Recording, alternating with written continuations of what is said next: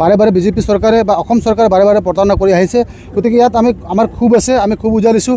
কাৰণ চাওতাল জনগোষ্ঠী ইতিমধ্যে জনজাতিকৰণ বা তেওঁলোক শ্বেডিউল ট্ৰাইব, কিন্তু অসমৰ যি ষ্টেট বেৰিয়াৰৰ কথা কোৱা হৈছে ইয়াক কেৱল ৰাজনীতি।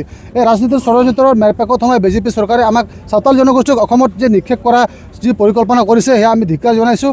আৰু বাৰে বাৰে আমি কৈ আহিছোঁ যে চাওতাল জনগোষ্ঠীৰ চাহ বাগানৰ লগত কোনো ধৰণৰ লিংক নাই, কোনো ধৰণৰ সা সম্পৰ্ক নাই। তথাপি অসম চৰকাৰে পাকে প্ৰকাৰে চাওতালসকলক প্ৰতাৰণাৰ প্ৰবঞ্চনা আৰু নিক্ষেপ কৰাৰ কাৰণে তেওঁলোকক চাহ বাগানৰ লগত তুলনা কৰিছে, তেওঁলোকক চাহ জনগোষ্ঠীৰ নামাকৰণ কৰিছে। আমি তীব্ৰ বিৰোধিতা কৰিছোঁ। আমি কেতিয়াও চাহ জনগোষ্ঠীৰ নহয়, নাছিলোঁ আৰু নহওঁ।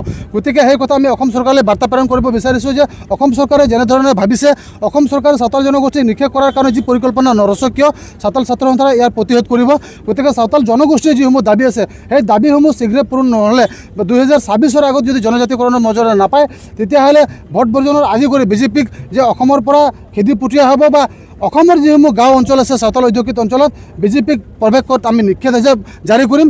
গতিকে আমি চৰকাৰক অনুৰোধ জনাম যে সময় থাকোঁতে চাওতাল জনগোষ্ঠীৰ জনজাতিকৰণ বিষয়টো গুৰুত্ব সহকাৰে লৈ আৰু যি 25 নৱেম্বৰ তাৰিখে যি বিল পাৰিত হ'ব লগা আছে তাতে কোনেও যাতে ইয়াত বিৰোধিতা প্ৰদৰ্শন নকৰে। কাৰণ চাওতাল জনগোষ্ঠীৰ ইয়াৰ প্ৰাপ্য সাংবিধানিক অধিকাৰ, জন্মগত অধিকাৰ, ইয়াৰ ক্ষেত্ৰত কোনো ধৰণৰ আপোচ কৰা নহ'ব। গতিকে যিয়ে নহওক অসম চৰকাৰে যদি হতাহক আছে বা ইচ্ছা কৰিলে তেওঁ চাওতাল জনগোষ্ঠীৰ জনজাতিকৰণৰ মৰ্যাদা দিব পাৰে। আৰু যি কেন্দ্ৰলৈ পঠিয়াব বিচাৰিছে প্ৰতিবেদন, সেই প্ৰতিবেদন চাওতাল হিচাপে পঠিয়াব লাগে। আৰু ইয়াত আমি একো ৰাজনীতি কৰিব বিচৰা নাই বা একো ৰাজনীতি হ'ব নালাগে। গতিকে চাওতাল ছাত্ৰ সন্থাৰ স্পষ্ট কথা, জনজাতিকৰণ বিষয়টো গুৰুত্ব সহকাৰে লৈ চাওতাল জনগোষ্ঠীৰ জনজাতিকৰণ মৰ্যাদা প্ৰদান কৰাৰ যেতিয়ালৈকে নহয় তেতিয়ালৈকে এই সংগ্ৰাম চলি থাকিব। আদিবাসী ছাত্ৰ সন্থা হৈ কেন্দ্ৰীয় সমিতিৰ উদ্যোগত আমি 10 বা 15 দিনৰ কাৰ্যসূচী লৈ সমগ্ৰ অসমত বাইক ৰেলী ৰূপায়ণ কৰিব বাধ্য হৈছোঁ। আজি 13 দিনত আমি নিৰাংদেশে উপস্থিত হৈছোঁ। আদিবাসীৰ বিভিন্ন সমস্যা লৈ জনজাতিকৰণ, মাটি পট্টা দিয়া আৰু চাহ শ্ৰমিকৰ মজুৰি 500 টকা বৃদ্ধি কৰা এই দাবী লৈ আমি সমগ্ৰ আদিবাসীক একগোট কৰিবলৈ আমি আগুৱাই আহিছোঁ।